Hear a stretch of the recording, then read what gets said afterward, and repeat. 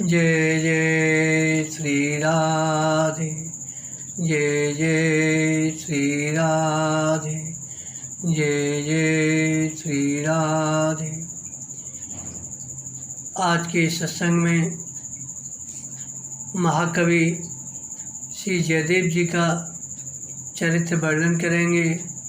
नाभाजी कहते हैं, जयदेव कवि नृप चक्रवे खंड मंडलेश्वर्यान कवि पिचुर्वयोते लोक गीत गोविंद उजागर कोप काव्य नवरस सरस श्रृंगार को सागर। अष्टपदी अभ्यास करें ते बुद्धि बढ़ावें, श्री राधा रमण प्रसन्न सुनन निश्चेते आवें।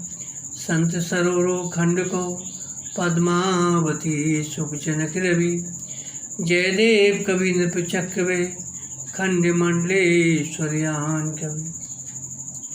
महाकवि श्री जयदेव जी संस्कृत के कवि राजों के राजा चक्रवर्ती सम्राट थे। शेष दूसरे सभी कवि आपके सामने छोटे बड़े राजाओं के समान थे। आपके द्वारा रचित गीत गोविंद महाकाव्य तीनों लोकों में बहुत प्रसिद्ध एवं उत्तम सिद्ध हुआ। यह गीत गोविंद कोक शास्त्र का, साहित्य के नवरसों का और विशेषकर उज्ज्वल एवं सरस श्रृंगार रस का सागर है। इसकी अष्टपदियों का जो कोई नित्य अध्ययन एवं गान करे तो उसकी बुद्धि पवित्र एवं प्रखर होकर दिन प्रतिदिन बढ़ेगी। जहाँ अष्टपदियों का प्रेम पूर्वक गान होता है वहाँ उसे सुनने के लिए भगवान श्री राधा रमण जी अवश्य आते हैं और सुनकर प्रसन्न होते हैं। श्री पद्मावती जी के पति श्री जयदेव जी संत रूपी कमलवन को आनंदित करने वाले सूर्य के समान इस पृथ्वी पर अवतरित हुए। श्री जयदेव जी के पिता का नाम श्री भोजदेव जी था एवं माता का नाम बामा देवी था। इनका जन्म बंगाल प्रांत के वीरभूमि जिले के अंतर्गत किंदुबिल्ब नामक ग्राम में हुआ था। उस दिन माघ शुक्ल बसंत पंचमी, मकर संक्रांति, अभिजित मुहूर्त, मध्याह्न काल था। साक्षात श्री जगन्नाथ भगवान ही भोजदेव जी की पत्नी बामा देवी की कोख से श्री जयदेव जी के रूप में प्रकट हुए थे। वह समय लगभग 12वीं शताब्दी का था। बाल्यावस्था में ही आपके माता पिता परलोक सिधार गए। इस घटना से बालक जयदेव को संसार की असारता एवं नश्वरता का सहज ज्ञान हो गया। अतः ये जगत से उदास रहकर भगवान के भजन में मन लगाए। इनके वैराग्य और भगवत अनुराग को देखकर एक निरंजन नाम के ब्राह्मण ने छल बल से इनके घर धन को लेने का षड्यंत्र रचा। उसने एक फर्जी दस्तावेज बनाकर एक दिन श्री जयदेव जी से कहा, तुम्हारे पिता ने मुझसे 1000 रुपये कर्ज लिया था, परंतु बिना चुकाए ही दिवंगत हो गए। अतः तुम या तो शीघ्र हमें ब्याज सहित रुपया लौटाओ या तो घर और घर की संपत्ति सौंपकर जंगल की राह लो। इन्होंने मन में बिना किसी हर्ष विषाद के अपनी सब संपत्ति और मकान भी निरंजन के नाम लिख दिया। निरंजन मन ही मन बड़ा ही प्रसन्न होकर इनके घर की सब वस्तुएं गाड़ी में भरकर अपने घर ले जाने की सोच ही रहा था कि इतने में उसकी लड़की चिल्लाती हुई दौड़ी आई, पिताजी घर में आग लग गई है, वह बुझाने से भी नहीं बुझ रही है। इतना सुनते ही निरंजन से पहले श्री जयदेव जी ही उसके घर पहुंचकर प्रज्वलित अग्नि की लपटों में प्रवेश करके घर की वस्तुएं बचाने एवं अग्नि बुझाने में लग गए। परम भागवत श्री जयदेव जी का दर्शन कर अग्निदेव अपने आप शांत हो गए। श्री जयदेव जी का यह सद्भाव देखकर श्री निरंजन को अपने कुकृत्य पर बड़ा ही पश्चाताप हुआ। उसने दौड़कर इनके चरणों में पड़कर बारंबार क्षमा मांगी और अपने कपट का भंडाफोड़ करते हुए उनका घर और धन सब वापस कर दिया। अपकारी के प्रति भी उपकार करके श्री जयदेव जी ने शिव जी के इस वचन को चरितार्थ कर दिया। उमा संत की यही बढ़ाई, मंद करत जे करत भलाई। अब तो प्रभु प्रेम में पगे जयदेव जी का मन घर में नहीं लगा।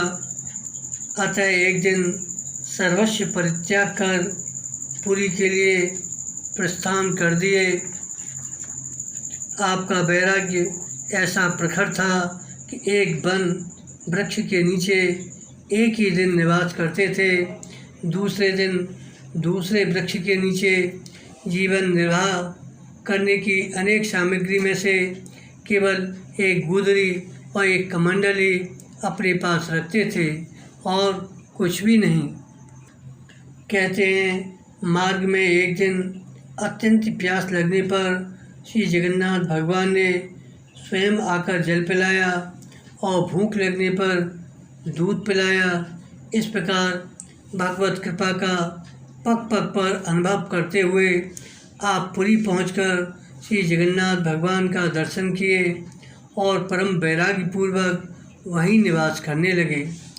आपके वैराग्य के संबंध में श्री भक्तमाल के टीकाकार प्रियादास जी कहते हैं दिन दिन इनका वैराग्य बढ़ता ही गया। श्री सुदेव नाम के एक दाक्षिणात्य ब्राह्मण थे। उन्होंने श्री जगन्नाथ भगवान से प्रार्थना की, हे प्रभु, यदि मेरी संतान होगी तो पहली संतान आपके लिए भेंट करूँगा। भगवान की इच्छा से सर्वप्रथम उनकी कन्या हुई। उसका नाम रखा पद्मावती। और जब वह कन्या विवाह के योग्य हो गई तो उस ब्राह्मण ने श्री जगन्नाथ जी के मंदिर में उस कन्या को लाकर प्रार्थना की, हे प्रभु, मैं अपनी प्रतिज्ञा के अनुसार आपको भेंट करने के लिए यह कन्या लाया हूँ। उसी समय जगन्नाथ जी ने आज्ञा दी।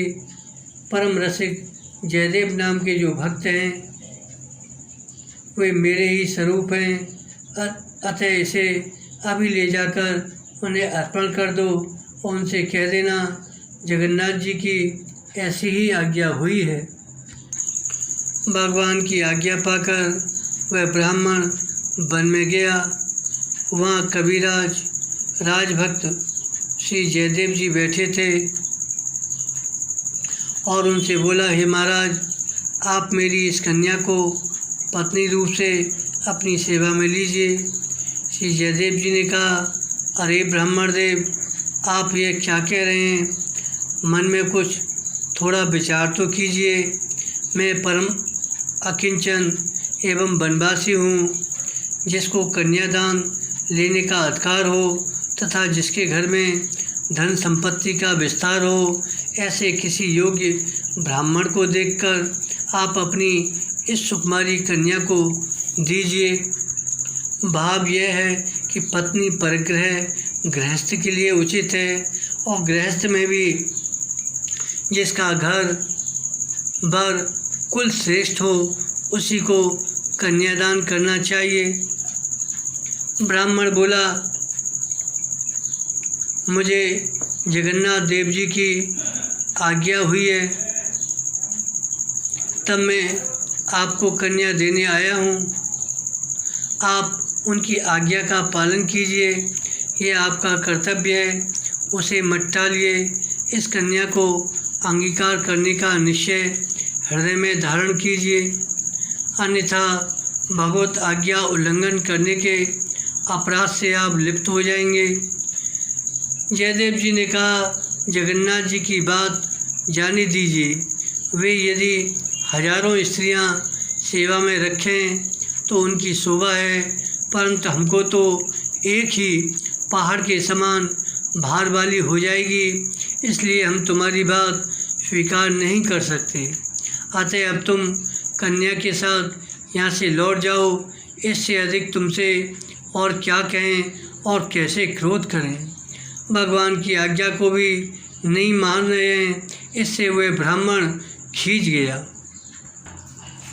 तब वह ब्राह्मण अपनी लड़की से बोला, मुझे तो जगन्नाथ जी की आज्ञा सर्वोधार्य है, मैं उसे कदापि टाल नहीं सकता। तुम इनके समीप रहो। श्री जयदेव जी अनेक प्रकार की बातों से समझाकर हार गए, पर वह ब्राह्मण नहीं माना और अप्रसन्न होकर चला गया। तब तो जयदेव जी अपने मन से कहने लगे, अरे मन, तू सोच और समझ कि अब क्या करना चाहिए। जयदेव जी मन में विचार करने लगे, यदि अस्वीकार करता हूँ तो भगवान की आज्ञा का उल्लंघन होता है, और यदि स्वीकार करता हूँ तो वैराग्य एवं भगवत अनुराग में बाधा पड़ती है। सांसारिक मोह में फंस जाने का भय है। स्त्री को भगवान की प्रत्यक्ष माया कहा गया है। इस प्रकार जयदेव जी बड़े भारी सोच में पड़ गए। फिर वे उस ब्राह्मण की कन्या से बोले, तुम अच्छी प्रकार से मन में विचार करो कि तुम्हारा अपना क्या कर्तव्य है। तुम अपने हृदय में अपने ज्ञान से निश्चय करो कि तुम्हारे योग्य कैसा पति होना चाहिए। हमसे तो तुम्हारा भार संभाला नहीं जाएगा।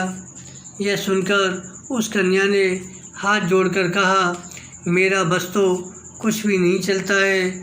चाहे जो भी कुछ हो, सुख हो या दुख हो, यह शरीर तो मैंने आप पर नौछावर कर दिया है। श्री जयदेव जी मन ही मन सोच रहे थे कि मेरे कहने से ये ब्राह्मण कन्या नहीं जा रही है तो रात्रि में मैं ही चुपके से भाग जाऊंगा। साधु को तो संसार से हारकर भागने में ही कुशल है। संतों को तो जब भी कोई कठिनाई आती है तो ये घर छोड़कर भाग जाते हैं। तब श्री ठाकुर जी सब काम संभालते हैं। उसी समय आकाशवाणी हुई, तुम इस ब्राह्मण कन्या को स्वीकार कर लो, इससे भजन में बाधा नहीं पड़ेगी। यदि छोड़ोगे तो अपराध लगेगा। इसके सत्संग से आपकी भक्ति वृद्धि की प्राप्ति होगी, भक्ति बढ़ेगी। इसे आप माया रूपी नारी न समझें, यह तो परम पावनी गंगा के तुल्य है।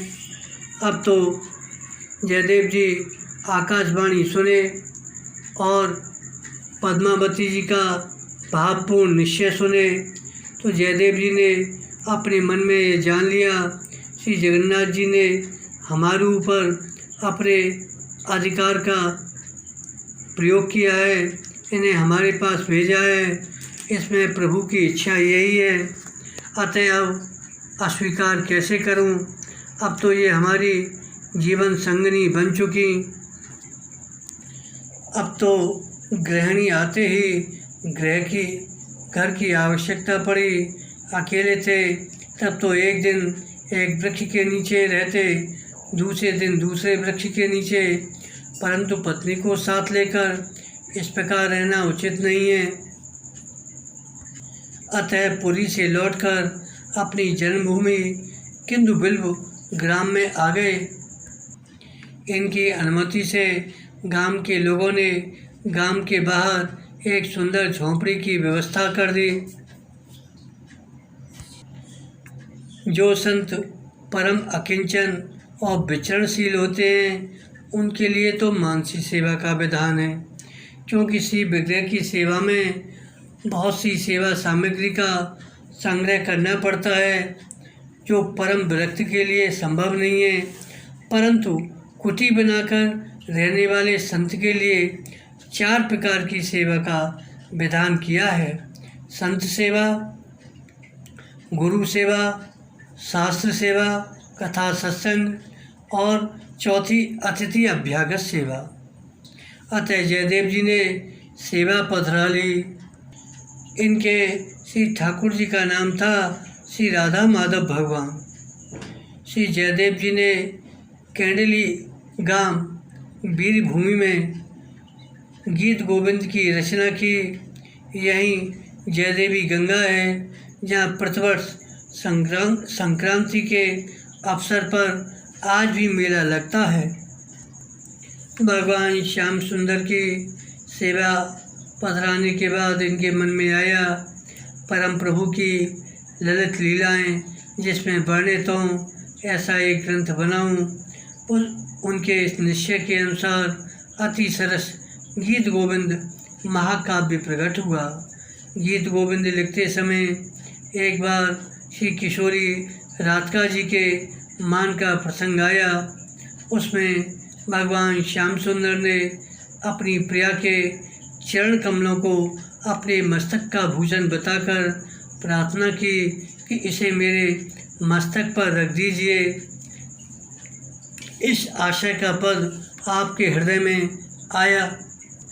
श्री ठाकुर जी प्रिया जी से प्रार्थना करते हैं कि काम रूपी विष को शांत करने वाले मेरे सिर के भूषण स्वरूप अपने श्री चरण कमलों को मेरे सिर पर धर दीजिए। श्री जयदेव जी के हृदय में इस लीला पद की स्फूर्ति तो हुई, परंतु लिखने का साहस नहीं हुआ। अतः लेखन बंद करके उसी प्रसंग का हृदय में ध्यान करते हुए गंगा स्नान के लिए चल दिए और सोच विचार में पड़ गए इस गुप्त रहस्य को कैसे प्रकट किया जाए। जब जयदेव जी गंगा स्नान को चले गए, उसी समय श्री जयदेव जी का रूप धारण कर स्वयं भगवान रसकेंद्र चूड़ामणि श्री कृष्ण आ गए और श्री पद्मावती ने पूछा, आज आप बहुत जल्दी स्नान करके कैसे आ गए? आपने कहा एक पद लिखने में लेखनी रुक गई थी, अभी उसकी स्फूर्ति हुई है, अतः शीघ्र चला आया हूँ। लाओ तो वह पोथी, पद को पूरा कर दूँ। श्री पद्मावती जी ने पोथी ला कर दी।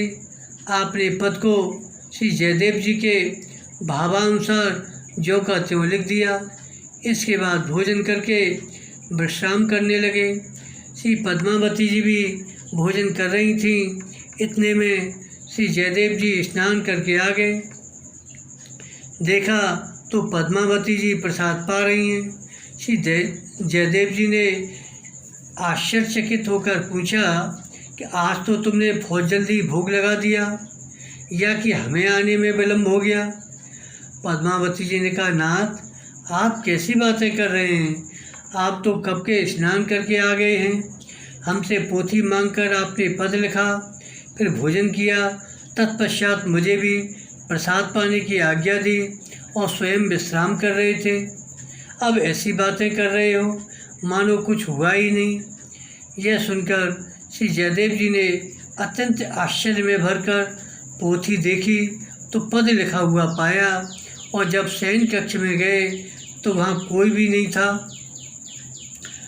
शयन कक्ष में दिव्य सुगंधि से पूरी सुगंधि आ रही थी। भगवत कृपा विचार कर श्री जयदेव जी का हृदय भर आया। बोले, प्रिय तुम्हारे धन्य भाग्य हैं जो कि तुमने प्रभु का दर्शन पाया। मुझ अभागे को प्रभु का दर्शन नहीं हो पाया। इसके बाद श्री जयदेव जी ने हट करके श्री पद्मावती जी की थाली में से प्रसाद लेकर पाया और यह विचार कर कि प्रभु को मेरे भाव प्रिय लगते हैं। इससे श्री जयदेव जी अति प्रसन्न हुए और संकोच त्याग कर माधुर्य रस की लीलाओं का गान करने लगे। श्री जगन्नाथ धाम में एक राजा पंडित था। उसने भी एक उत्तम पुस्तक बनाई और उसका नाम गीत गोविंद रखा। उसमें भी सुखद श्री कृष्ण चरित्रों का वर्णन था। राजा ने ब्राह्मणों को बुलाकर कहा कि यही गीत गोविंद है, इसे प्रसिद्ध करिए, इसकी प्रतिलिपियाँ करके पढ़िए और देश देशांतरों में प्रचार करिए। इस बात को सुनकर विद्वान ब्राह्मणों ने असली गीत गोविंद को खोलकर दिखा दिया और मुस्कुराकर बोले, यह तो कोई नई दूसरी पुस्तक है, गीत गोविंद नहीं है। ब्राह्मणों के मुस्काने का भाव यह है, वर्णन तो इस नए गीत गोविंद में भी श्री राधा माधव के खेल विलास का ही किया गया है। पद भी बड़े ललित हैं, परंतु वह प्रेम नहीं है जो श्री जयदेव रचित गीत गोविंद में पद पद पर दिखलाई पड़ता है और बिना प्रेम के काव्य निर्जीव है। राजा का तथा राजभक्त विद्वानों का आग्रह था कि यही गीत गोविंद है। इससे लोगों की बुद्धि भ्रमित हो गई, कौन सी पुस्तक असली है। यह निर्णय करने के लिए दोनों पुस्तकें श्री जगन्नाथ देव जी के मंदिर में रखी गईं। जैसे श्री रामचरितमानस की श्रेष्ठता का निर्णय कराने के लिए श्री मानस जी को शिव जी के मंदिर में धरा गया था, तथा श्री श्रीधर स्वामी की भागवत टीका की श्रेष्ठता का निर्णय श्री बिंदु माधव भगवान ने किया, उसी प्रकार श्री गीत गोविंद की दोनों पोथियाँ राजा की लिखी हुई और जयदेव जी की श्री जगन्नाथ जी के मंदिर में रखी गई। बाद में जब पट खोले गए तो देखा गया श्री जगन्नाथ जी ने राजा की पुस्तक को दूर फेंक दिया है और जयदेव जी कृत गीत गोविंद को हार अर्पित कर उसे अपनी छाती से लगा लिया है। इस दृश्य को देखकर राजा अत्यंत लज्जित हुआ कि देखो, मेरी पुस्तक का अपमान हुआ है कि भगवान ने मेरे ग्रंथ को चौकी पर भी नहीं रहने दिया, उठाकर फेंक दिया, पन्ने पन्ने बिखर गए। इस तरह अपनी पुस्तक का अपमान जानकर बड़े भारी शोक में पड़ गया और समुद्र की ओर चला। उसने इस बात का निश्चय किया, अब मैं समुद्र में डूबकर मर जाऊंगा। मैंने भी उसी कृष्ण लीला का वर्णन किया है जिसे जयदेव जी ने लिखा है, फिर भी श्री जगन्नाथ जी ने मेरा अत्यंत अपमान किया। इसे मैं कैसे सहन करूं और हृदय में कैसे छिपाऊं। इस अपमान से मेरे अंग प्रत्यंग में आग सी लग गई है। जब राजा डूबने जा रहा था तो उस समय प्रभु ने दर्शन देकर आज्ञा दी कि तू समुद्र में मत डूब।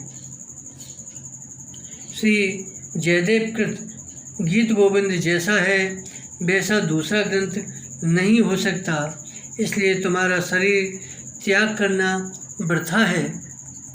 भाव यह है, तू इस गीत गोविंद को रचकर श्री जयदेव जी की कीर्ति को मिटाकर अपनी कीर्ति चाहता है, तो यह तेरी कल्पना आकाश में फूल खिलने के समान असंभव है। अतः कीर्ति तो मिलने से रही, डूबकर मरने से आत्महत्या का कलंक माथे पर चढ़ेगा। अब तुम ऐसा करो, शरीर का त्याग मत करो। गीत गोविंद के 12 सर्गों में अपने 12 श्लोक मिलाकर लिख दो। इस प्रकार तुम्हारे 12 श्लोक उसके साथ प्रचलित हो जाएंगे, जिसकी प्रसिद्धि पात पात में अर्थात सर्वत्र तीनों लोकों में है। एक बार एक माली की लड़की बैंगन के खेत में बैंगन तोड़ते समय गीत गोविंद के 5वें सर्ग की धीर समीरे यमुना तीरे बसत बने बनमाली इस अष्टपदी को गा रही थी। उस मधुर गान को सुनने के लिए जगन्नाथ जी, जो उस समय अपने श्री अंग पर महीन एवं ढीली पोशाक धारण किए हुए थे, उसके पीछे पीछे डोलने लगे।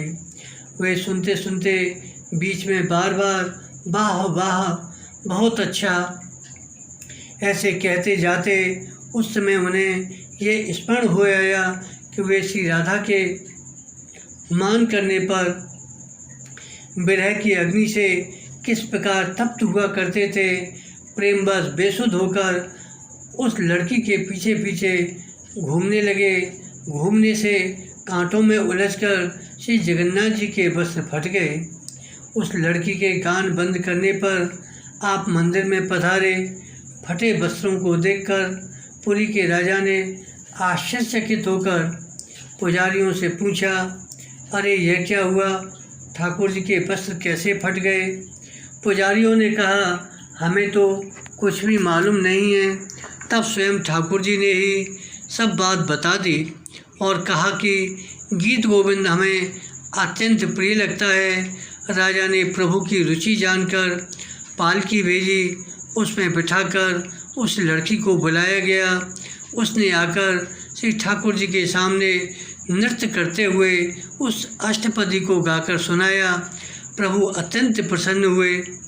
तब से राजा ने मंदिर में नित्य गीत गोविंद गान की व्यवस्था की।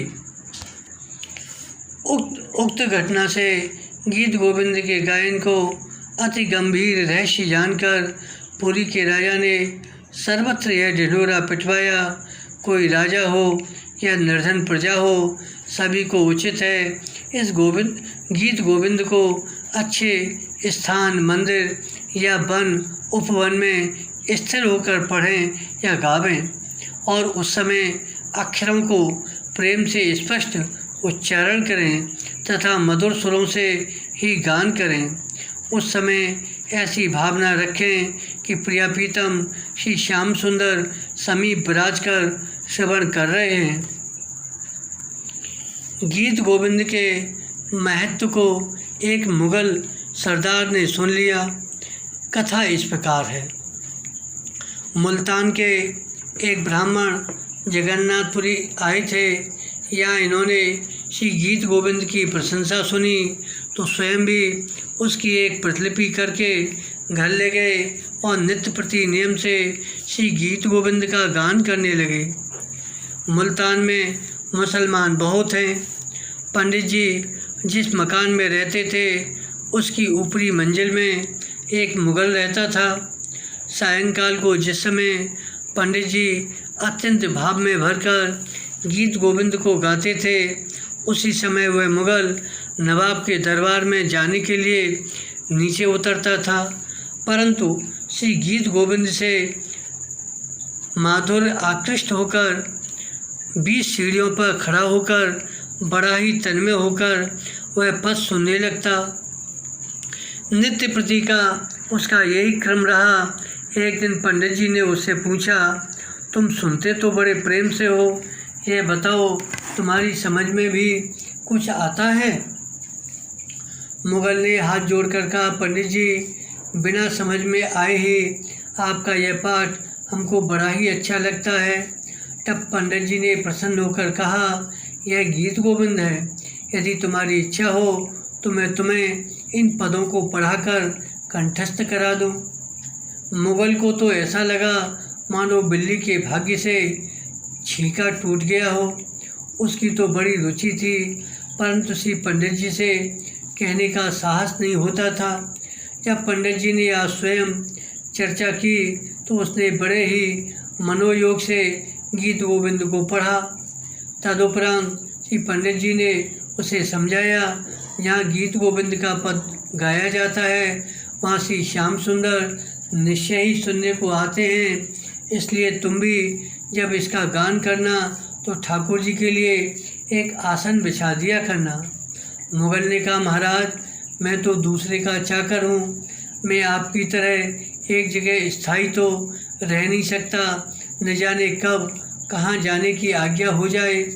हमारा अधिक समय घोड़े की सवारी पर ही बीतता है, पद गाए बिना मुझसे रहा नहीं जाएगा, तब यह नियम मैं कैसे निभा सकूँगा। कृपा करके यह युक्ति बताइए। कि पंडित जी ने समझाया, जब घर पर रहो तब तो कोई कठिनाई है नहीं, जब घोड़े पर रहो तो उन पर ही आगे ठाकुर जी के लिए एक गद्दी लगा दिया करो और ठाकुर जी से निवेदन कर दिया करो, प्रभु इस समय तो आप यहीं आकर विराजिए। और उस मुगल ने उस ब्राह्मण द्वारा बताई गई रीति के अनुसार गान करने का निश्चय किया और अष्टपदियों को कंठस्थ कर लिया। जब वह घोड़े पर चढ़कर चलता था तो उस समय घोड़े पर आगे भगवान विराजे हैं ऐसा ध्यान कर लेता था, फिर गान करता था। एक दिन मुगल को अत्यंत आवश्यक कार्य से कहीं शीघ्र जाने का हुक्म हुआ। बस जल्दी में वह ठाकुर जी के लिए गद्दी लगाना भूल गया, परंतु मार्ग में चला तो अभ्यास बस गीत गोविंद गाने लगा। भाववश भगवान घोड़े के आगे आगे मुगल की ओर मुख किए नृत्य करते हुए पीछे के बल चलने लगे। जब नूपुरों की ध्वनि कान में पड़ी तो मुगल ने देखा कोट कमनीय किशोर मूर्ति भगवान श्री श्याम सुंदर को। वह तुरंत ही घोड़े से उतरकर प्रभु के श्री चरणों में साष्टांग दंडवत प्रणाम करके हाथ जोड़कर बोला, प्रभु आप यह क्या कर रहे हैं? श्री श्याम सुंदर ने कहा, तुम गद्दी लगाना भूल गए तो क्या मैं नृत्य करना और सुनना भी भूल जाऊं? यह कैसे हो सकता है? अब तो मुगल गदगद हो गया। प्रभु की भाववश्यता को देखकर उसने विचार किया कि मेरी भूल से आज प्रभु को कितना कष्ट उठाना पड़ा है और पराधीन रहने के कारण ऐसी भूलों की बारंबार संभावना है। अतः उसने नौकरी से त्यागपत्र दे दिया और गृहस्थाश्रम का भी परित्याग कर विरक्त भेष धारण कर लिया। श्री गीत गोविंद का अनंत प्रताप है, उसे रसिक जन पृथ्वी पर तो गान करते ही हैं, पर स्वर्ग में देवांगनाएं उसका गान करती हैं। इसकी महिमा का वर्णन कौन कर सकता है, जिस पर स्वयं रीझ कर भगवान ने उसमें अपने हाथ से पद लिखा है। श्री जयदेव जी का आगे का चरित्र अगले भाग में वर्णन करेंगे। बोलो श्री जयदेव जी महाराज की जय, श्री जगन्नाथ भगवान की जय, श्री गीत गोविंद वाणी की जय। जय जय श्री राधे, जय जय श्री राधे, जय जय श्री राधे।